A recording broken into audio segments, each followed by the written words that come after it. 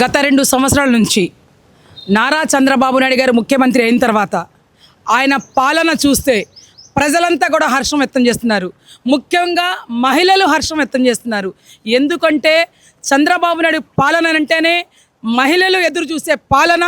చంద్రబాబు నాయుడు అంటే మహిళలు, మహిళలు అంటే చంద్రబాబు నాయుడు గారని అది గర్వపడే ఇది. అట్లానే యువత అంతా కూడా ఇలా యువ నాయకుడు, ఆయన తనయుడు యువ నాయకుడు నారా లోకేష్ కూడా యువత గురించి ఆలోచన. ఆనాడు తన తండ్రి యువత గురించి ఆలోచించేసి ఇవాళ మన బిడ్డలు ఎక్కడో ఏదో దేశాల్లో, ఎక్కడ అమెరికా, ఎక్కడ ఆస్ట్రేలియా, ఎక్కడ లండన్ అట్లా చదువుకుంటానికి పోయిన బిడ్డలు ఉద్యోగాలు చేస్తుంటే గర్వపడుతున్నాం. అదే తన తనయుడు కూడా నారా లోకేష్ కూడా అట్లానే ఆ యువత మీదే ఆయనకి కాన్షియస్ అంతా కూడా యువత మీదే పెట్టారు. కాబట్టి మరి మా ముఖ్యమంత్రి వర్యులు మరి నారా చంద్రబాబు నాయుడు గారు రేపు రాబోయే రోజుల్లో 29లో 265 సీట్లకి 265 సీట్లు గెలిపించుకుంటానికి ఈ 5 కోట్ల మంది ప్రజల్లో 2,55,00,000 మంది మహిళలు కూడా కంకణం కట్టుకొని ఉన్నాము. ఎదురు చూస్తాము. మళ్ళీ ఆయనకి సీఎంగా సీట్లో కూర్చోబెట్టేంత వరకు పోరాడతాం, పనులు చేస్తాం. ఏప్రిల్ 20న మన ముఖ్యమంత్రి చంద్రబాబు నాయుడు గారి పుట్టినరోజు సందర్భంగా ఆయనకి జన్మదిన శుభాకాంక్షలు తెలియజేస్తున్నాను. ఎందుకంటే చంద్రబాబు నాయుడు గారు అంటే మహిళా పక్షపాతి అని అందరికీ తెలుసు. మహిళలకి వాళ్ళు ఆర్థికంగా ఎదగాలని డ్వాక్రా గ్రూపులు సాధించి వాళ్ళ అభివృద్ధికి ఎంతో కృషి చేసిన మహనీయులు మన ముఖ్యమంత్రి చంద్రబాబు నాయుడు గారు. ఆ రోజు ఏదైతే ఒక సంకల్పంతో తెలుగుదేశం పార్టీ స్థాపించిన ఎన్టీ రామారావు గారి ఆశయాలకు అనుగుణంగా అదే రకంగా ఆ రోజు ఎన్టీ రామారావు గారు మహిళలకి స్థానిక సంస్థల్లో ఎక్కువ సీట్లు, మహిళా రిజర్వేషన్ ద్వారా ఎక్కువ సీట్లు కేటాయించడం ద్వారా, అదే రకంగా చూసుకుంటే అదే ఆశయాలకు అనుగుణంగా మన చంద్రబాబు నాయుడు గారు కూడా మహిళను ఒక పారిశ్రామికవేత్తగా తీర్చిదిద్దాలనే ఉద్దేశంతో ఆ రోజు డ్వాక్రా గ్రూప్స్ పెట్టిన దగ్గర నుంచి ఇవాళ వరకు కూడా మహిళలందరూ కూడా ఎక్కడ చూసినా కూడా బ్యాంకులు కూడా ఈరోజు ఎక్కడికి వెళ్ళినా కూడా బ్యాంకుల్లో మహిళలు ఎక్కువ కనబడుతున్నారు. ఏంటంటే వాళ్ళు లోన్స్ తీసుకొని పెట్టుబడి పెట్టుకొని చిన్న చిన్న పరిశ్రమలు స్థాపించుకొని వాళ్ళ జీవనం, వాళ్ళ పిల్లల జీవనానికి మంచిగా ఉండాలనే ఉద్దేశంతో చంద్రబాబు నాయుడు గారు రూపొందించారు. అదే రకంగా చూసుకుంటే చంద్రబాబు నాయుడు గారు ముఖ్యమంత్రిగా ఉన్నప్పుడు, హరికృష్ణ గారు మంత్రిగా ఉన్నప్పుడు లేడీస్కి బస్సులో కూడా కండక్టర్ పోస్టులను ఇవ్వటం కూడా జరిగింది. ఆస్తిలో సమాన హక్కు అనేది ఎన్టీ రామారావు గారు అప్పుడు తీసుకొస్తే చంద్రబాబు నాయుడు గారు ఉద్యోగంలో కూడా మహిళలు సమాన వేతనాలు ఉండాలి, సమాన హక్కులు కలిగి ఉండాలనే ఉద్దేశంతో మహిళలకు ఎంతో చేస్తున్నారు. దాంతోపాటు సంక్షేమం, అభివృద్ధి అనేది కూడా ఆయన దృష్టిలో పెట్టుకొని రాష్ట్రం ఆర్థిక లోటులో ఉన్నా కూడా మీరు చూసే ఉంటారు, రాష్ట్రం విడిపోయిన తర్వాత ఎంతో ఆర్థిక లోటు ఉన్నా కూడా అప్పుడు కూడా ఒక అమరావతి రాజధాని ఏర్పాటు చేయడానికి ఆయన ఒక విజన్ని గమనించి ఎంతోమంది రైతులు వాళ్ళు రోజువారీ వ్యవసాయం చేసుకునే భూములు కూడా వాళ్ళు ఒక విజన్ ఉన్న ముఖ్యమంత్రి చంద్రబాబు నాయుడు గారు అమరావతి క్యాపిటల్ అయితే ప్రపంచంలోనే మన అమరావతి నెంబర్ 1గా ఉంటుందనే ఉద్దేశంతో వాళ్ళు ఆ రోజు రైతులు కూడా వాళ్ళు త్యాగం చేశారు వాళ్ళ వ్యవసాయ భూముల్ని. అదే రకంగా మనం చూసుకుంటే ఎన్నో ఇండస్ట్రీస్ తీసుకొచ్చి మనకి ఉద్యోగాలకి ఎటువంటి లోటు లేకుండా, వేరే దేశం వెళ్ళే పని లేకుండా ఆయన ప్రతినిత్యం కూడా ఇండస్ట్రీస్ తీసుకొచ్చి ఇక్కడ నెలకొల్పడానికి ఎంతో కష్టపడుతున్నారు. దాంతోపాటు మన ఐటీ శాఖ మంత్రి ఏదైతే నారా లోకేష్ గారు విద్యాశాఖ మంత్రి గారు ఉన్నారో ఆయన కూడా ప్రతి ఒక్కరితో ఇండస్ట్రియలిస్ట్తో మాట్లాడతాం. ఇక్కడ మనకి చుట్టుపక్కల అన్ని ప్రాంతాల్లో కూడా ఇండస్ట్రీస్ ఏర్పాటు చేయడానికి వీలుగా వాళ్ళు చాలా కష్టపడుతున్నారు. అదే రకంగా మనకి పిల్లలు భవిష్యత్తు బాగుండాలి, విద్యార్థి దశ నుంచే పిల్లలు ఎటువంటి చెడు అలవాట్లకి కూడా లోన్ అవ్వకుండా వాళ్ళ బంగారు భవిష్యత్తు తీర్చిదిద్దాలన్న ఉద్దేశంతో నో డ్రగ్స్ అనే చెప్పేసేసి ఒక అవేర్నెస్ అనేది తీసుకొచ్చి, ఇదివరకు గత ప్రభుత్వంలో డ్రగ్స్ ఎక్కువ తీసుకొని అక్కడ అత్యాచారాలు కూడా, ఎందుకంటే చిన్నపిల్లల దగ్గర నుంచి 6 సంవత్సరాల పిల్లల దగ్గర నుంచి కూడా మహిళలు 60 సంవత్సరాల మహిళల మీద కూడా అత్యాచారాలు జరుగుతుంటే గత సంవత్సరం చాలా ఇబ్బంది పడిన మహిళలు ఎంతోమంది ఉన్నారు.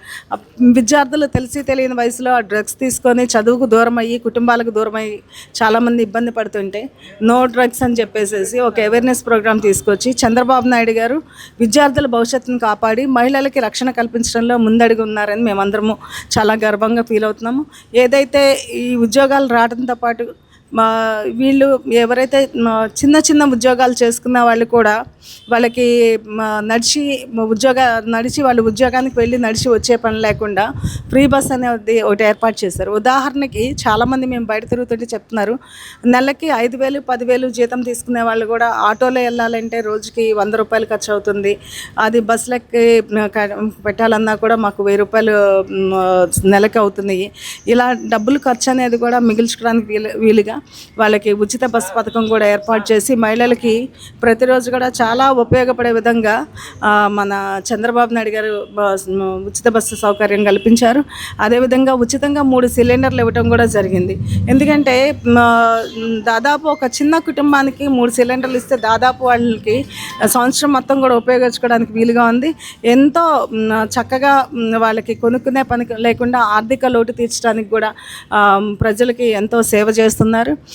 దాంతోపాటు రైతులకు కూడా చంద్రబాబు నాయుడు గారు ఆయన వచ్చిన తర్వాత రైతు మిత్ర ద్వారా వాళ్ళ అకౌంట్లో డబ్బులు పడతాం దగ్గర నుంచి రైతులకి మంచిగా ధర పలికే వరకు మంచి ధర వచ్చేటట్టు వాళ్ళు అమ్ముకుంటుంటే వాటి విషయాల్లో కూడా చంద్రబాబు నాయుడు గారు చాలా కష్టపడి పనిచేస్తున్నారు. అంటే ఒక రంగం అని కాదు, విద్యార్థి రంగం దగ్గర నుంచి రైతుల దగ్గర నుంచి అదేవిధంగా పిల్లలకి చదువుల దగ్గర నుంచి స్కూల్లో బడి పిల్లలకి వాళ్ళు వేసుకునే డ్రెస్ దగ్గర నుంచి వాళ్ళు చదువుకున్న బుక్స్ దగ్గర నుంచి కూడా ఒక నాణ్యత గల ఆహారం అందించడంలో ప్రతి ఒక్క విషయంలో కూడా చాలా జాగ్రత్త తీసుకొని చంద్రబాబు నాయుడు గారు ముందడుగేస్తున్నారు.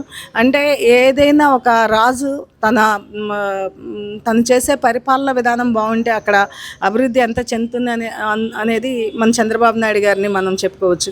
ఒక విజనన్న ముఖ్యమంత్రి అంటే చంద్రబాబు నాయుడు గారు, విధ్వంసాల ముఖ్యమంత్రి అంటే జగన్మోహన్ రెడ్డి గారని ప్రజలు అప్పటికి ఇప్పటికి తేడా గమనిస్తున్నారు. ఈ 2 సంవత్సరాల్లో ప్రజలు ఎంతో ఆనందంతో ఉన్నామని వాళ్ళు చాలా సంతోషంగా ఫీల్ అవుతున్నారు. ఎందుకంటే అంతకుముందు మరి ఎవరికి వాళ్ళు మేము ఉన్న పరిస్థితిని బట్టి ఏంటో తెలియని ఆందోళన ఉంది ఆ గవర్నమెంట్ ఉన్నప్పుడు. ఈ గవర్నమెంట్లోకి వచ్చిన తర్వాత మేము చాలా చక్కగా ఎంతో ఆనందంగా ఉన్నాం. ఇట్లాంటి చక్కని వాతావరణం ఉంది అంటే ముఖ్యమంత్రి గారు ఒక మంచి ముఖ్యమంత్రి గారు మాకు రావటానికి మేము ఆయనకు ఓటేసినందుకు చాలా సంతోషంగా గర్వంగా ఫీల్ అవుతున్నామని మహిళలందరూ చెప్తున్నారు కూడా. ఈ రకంగా చూసుకుంటే రాష్ట్రాన్ని మరింత అభివృద్ధి చెందాలంటే మన చంద్రబాబు నాయుడు గారు లాంటి ముఖ్యమంత్రి గారు, ఒక మంచి ఆలోచన ఉన్న విద్యాశాఖ మంత్రులందరూ కూడా కలిసి కట్టుకొని మంచిగా రాష్ట్రాన్ని అభివృద్ధి చేస్తున్నారు. ప్రతి ఎమ్మెల్యే కూడా ప్రతి ఎంపీ కూడా వాళ్ళ డివిజన్లో కానీ వాళ్ళ పార్లమెంట్ పరిధిలో కానీ నిధులు తీసుకురావడంలో కానీ రోడ్ల దగ్గర నుంచి డ్రైనేజీల దగ్గర నుంచి ప్రతి ఒక్కటి బాగుండాలి, నియోజకవర్గం అభివృద్ధి చెందాలని కష్టపడుతున్నారు. దీనికి అంతటికే ఒకటే కారణం, పైన ఉన్న ముఖ్యమంత్రి గారు, కూటమి నేతలందరూ కూడా పవన్ కళ్యాణ్ గారు, అదే రకంగా కూటమి నేతలందరూ కూడా కలిసికట్టుగా ఒక మంచిగా పనిచేయటం వలన ఇవన్నీ జరుగుతున్నాయని మేము అనుకుంటున్నామండి. సార్, అమరావతి గెజిట్ నోటిఫికేషన్ గురించి కొన్ని అభిప్రాయాలు తప్పుగా వినిపిస్తున్నాయి కొంతమంది, దాని మీద మీ ఒపీనియన్ ఏంటి? అమరావతి అనేది ఆనాడు దేవతలు పరిపాలించినటువంటి ఒక రాజధానిగా గుర్తింపు పడినటువంటి ఒక చారిత్రాత్మకమైనటువంటి ఒక పేరు. అటువంటి పేరుతో ఆంధ్రప్రదేశ్ రాష్ట్రానికి ఒక సుస్థిరమైనటువంటి ప్రజా రాజధాని ఉండాలనే లక్ష్యంతో చంద్రబాబు నాయుడు గారు మరి 2015 సంవత్సరంలో అమరావతిని రాజధానిగా ప్రకటిస్తూ ఒక నిర్ణయం తీసుకోవడం జరిగింది. ఆనాడు ఒక నాయకుడి పిలుపు మేరకు ప్రభుత్వానికి ₹1 కూడా ఖర్చు లేకుండా మరి ఆనాడు 29,000 మంది రైతులు 33,000 ఎకరాల భూమిని, తమ సొంత భూముల్ని ప్రజలకు అందించినటువంటి పరిస్థితుల్లో అయితే ఇక్కడ ఆనాడు కూడా కొంతమంది రాజకీయ నాయకులు మాట్లాడుతూ జగన్మోహన్ రెడ్డి కానీ ఆయన పరివారం అంతా కూడా ఆనాడు కృష్ణా, గుంటూరు పరిసర ప్రాంతాల్లో 30,000 ఎకరాల సుదీర్ఘమైనటువంటి విస్తీర్ణంలో రాజధాని ఉంటే సపోర్ట్ చేస్తామని అసెంబ్లీ సాక్షిగా 2014-19 మధ్యకాలంలో చెప్పటం, తర్వాత 2019 ఎన్నికల ముందు రాజధానిగా అమరావతి ఉంటుంది, నేను ఇక్కడే ఇల్లు కట్టుకున్నానని చెప్పి ప్రజలను నమ్మించడం, ఎన్నికల తర్వాత 3 రాజధానుల పేరుతో డ్రామా ఆడి మళ్ళీ ఆ 3 రాజధానుల బిల్ని అసెంబ్లీ నుంచి వెనక్కి తీసుకోవటం, 2024 ఎన్నికలు 3 రాజధానులకి రెఫరెండం అని చెప్పటం, మరి ఓడిపోయిన తర్వాత ఈనాడు కొత్తగా ఏదో మావిగారిని అని చెప్పి డ్రామాలు ఆడటం, ఇవన్నీ కూడా ఒక అస్థిరమైనటువంటి నాయకత్వానికి జగన్మోహన్ రెడ్డి ఒక నిదర్శనంగా నిలుస్తూ ఉన్నాడు.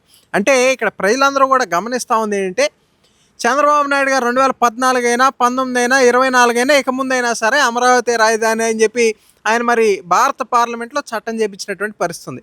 స్థిరమైనటువంటి ఒక పాలకుడికి అస్థిరమైనటువంటి ఒక నాయకుడికి ఉన్నటువంటి వ్యత్యాసాన్ని ప్రజలు గమనిస్తూ ఉన్నారు. అయితే 5 సంవత్సరాలు ఆంధ్రప్రదేశ్ ముఖ్యమంత్రిగా వెలగబెట్టినటువంటి జగన్మోహన్ రెడ్డికి కనీసం సిఆర్డీఏ పరిధులు తెలియపోవడం అనేది నిజంగా బాధాకరం. అయితే ఆయన చెప్తా ఉన్నటువంటి విజయవాడ, ఆయన చెప్తా ఉన్నటువంటి గుంటూరు, వైసీపీ నాయకులు చెప్తా ఉన్నటువంటి తెనాలి ప్రాంతం, అటు మచిలీపట్నం బోర్డర్ దాకా ఇవన్నీ కూడా సిఆర్డీఏ పరిధిలో ఉన్నటువంటి ప్రాంతాలు. ఇందులో కొత్తగా ఏదో మావిగన్ అని చెప్పి మేము రాజధాని చేస్తామని చెప్పడంలో ఇందులో మరి దాంట్లో అర్థం ఏంటో కూడా ప్రజలకు అర్థం కావట్లేదు. ఎందుకంటే ఇదంతా కూడా రాజధాని ప్రాంతంలో అంతర్లీనమైనటువంటి భాగం. అయితే ఇక్కడ ప్రజలు ఇంకోటి కూడా గమనిస్తూ ఉన్నారు.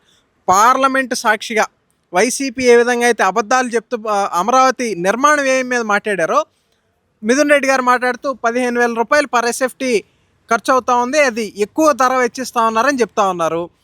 అమరావతిలో పర్ ఎస్ఎఫ్టీ బిల్టప్ ఏరియాకి 7,000 రూపాయలు ఖర్చు అవుతూ ఉంది. అదే జగన్మోహన్ రెడ్డి గారు రుషికొండలో ఒక పెద్ద ప్యాలెస్ కట్టుకున్నాడు కదా, దానికి బిల్టప్ ఏరియాకి పర్ ఎస్ఎఫ్టీ 30,000 రూపాయలు ఖర్చు అయింది. అంటే జగన్మోహన్ రెడ్డి తన సొంత విలాసాల కోసం, బీచ్ వ్యూ బాత్రూముల కోసం, బీచ్ వ్యూ బెడ్రూముల కోసం పర్ ఎస్ఎఫ్టీ 30,000 ఖర్చు పెట్టచ్చు. కానీ ప్రజల రాజధాని అమరావతి కోసం, ఒక భవిష్యత్తు నగరం కోసం పర్ ఎస్ఎఫ్టీ 7,000 రూపాయలు ఖర్చు పెడతామంటే వీళ్ళకి అది ఎక్కువగా కనిపిస్తూ ఉంది. అది వారి విఘ్నత ఏంటో రాష్ట్ర ప్రజలందరూ కూడా మొన్నే చూశారు. అయితే భారత పార్లమెంట్లో అమరావతికి చట్టబద్ధత కల్పించేటటువంటి విషయంలో దేశంలో ఉన్నటువంటి అన్ని రాజకీయ పార్టీలు ఒక వైఎస్ఆర్ కాంగ్రెస్ పార్టీ మినహా అమరావతికి మద్దతు ఇస్తే వీళ్ళు ఆంధ్రప్రదేశ్ పరువును తీసినటువంటి పరిస్థితి భారత పార్లమెంట్లో మనం చూసాం. మరి పార్లమెంట్లో అమరావతికి మద్దతు ఇచ్చిన పార్టీలు 11, జగన్మోహన్ రెడ్డికి ఆంధ్రప్రదేశ్లో ఉన్న స్థానాలు 11. అమరావతి ఉద్యమం భారతదేశంలోనే సుదీర్ఘంగా జరిగినటువంటి ఒక రైతు ఉద్యమం, 1631 రోజులు, 1+6+3+1 = 11. జగన్మోహన్ రెడ్డికి వచ్చే సీట్లు 11. అంటే ఇదంతా కూడా భగవంతుడు రాసిన స్క్రిప్ట్గానే మేము భావిస్తూ ఉన్నాం. ఈరోజు వచ్చేసి కొంతమంది మాట్లాడుతూ ఉన్నారు, మా నాయకులు జగన్మోహన్ రెడ్డిని 11 రెడ్డి అంటే వీళ్ళకి ఉక్రోషం వచ్చేస్తుంది. అంటే 11 స్థానాలు వచ్చినాయండి, 11 రెడ్డి అనక 175 రెడ్డి అంటారా? కాబట్టి ఏంటంటే విఘ్నతతో మాట్లాడండి. రేపటి రోజున మీ గతంలో డిపాజిట్లు అయినా వచ్చినాయి, రేపటి రోజున డిపాజిట్లు వచ్చే పరిస్థితి కూడా లేదని కూడా తెలియజేస్తా ఉన్నాం. చాలామంది 2015-16 ప్రాంతాల్లో తెలుగుదేశం పార్టీలోకి వలస వచ్చినటువంటి వలస నాయకులంతా కూడా ఆనాడు చెప్పారు, అమరావతికి రక్షణ గోడలా నిలువుగా అడ్డం పడతాం, లేదంటే నిలువుగా ఉంటామని చెప్పినటువంటి వాళ్ళందరూ కూడా మరి ఈరోజు మావిగన్నని మాట్లాడటం అనేది చాలా సిగ్గుచేయటని కూడా ఈ సందర్భంగా తెలియజేస్తూ, రాష్ట్రానికి మీరు ఎన్ని చేసినా సరే మరొక 15-20 సంవత్సరాలు మీరు ఈ రాష్ట్రంలో అధికారంలోకి వచ్చేది లేదు. రాబోయే రోజుల్లో ఒకవేళ దురదృష్టవశాత్తు 15 సంవత్సరాల తర్వాత 20 సంవత్సరాల తర్వాత మీరు అధికారంలోకి వచ్చిన అమరావతిని మీరు టచ్ చేసే ప్రసక్తి కూడా లేదు, ఆ పరిస్థితి కూడా ఉండదని కూడా ఈ సందర్భంగా తెలియజేస్తా ఉన్నాం.